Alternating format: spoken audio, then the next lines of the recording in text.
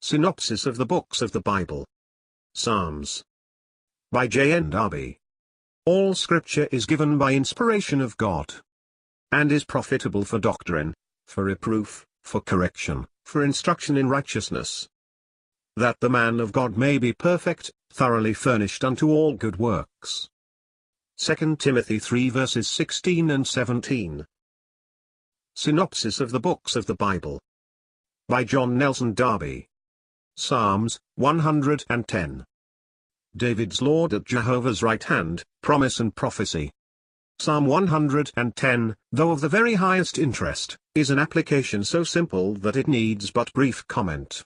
The despised and poor man, hated for his love, is David's Lord and called to sit at the right hand of Jehovah. It is of deep interest to see how in Isaiah 6 Adonai is Jehovah of hosts in the fullest sense, and in this psalm, being David's son sits at the right hand of Jehovah, and strikes through kings in the day of his wrath. Compare Psalm 2.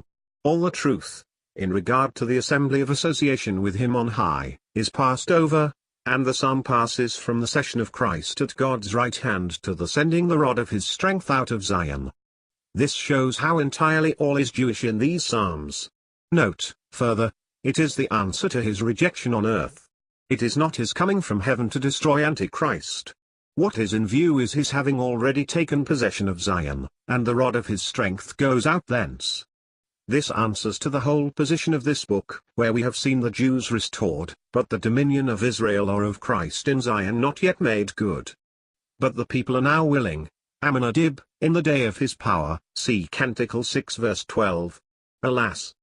How different in the day of his humiliation. That was depicted in Psalm 109. But this is the morning of a new day, in which we have not fathers, but the children of grace. Then we have the certain oath of Jehovah for Christ sitting thus a priest on his throne on earth. This is promise and prophecy. The day too of his wrath is looked forward to.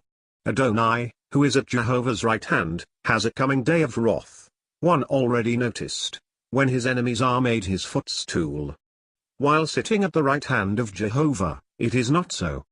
It is then the time of mercy, the accepted time. Christ has been heard and exalted, and his work amongst men is the result of his atonement in grace.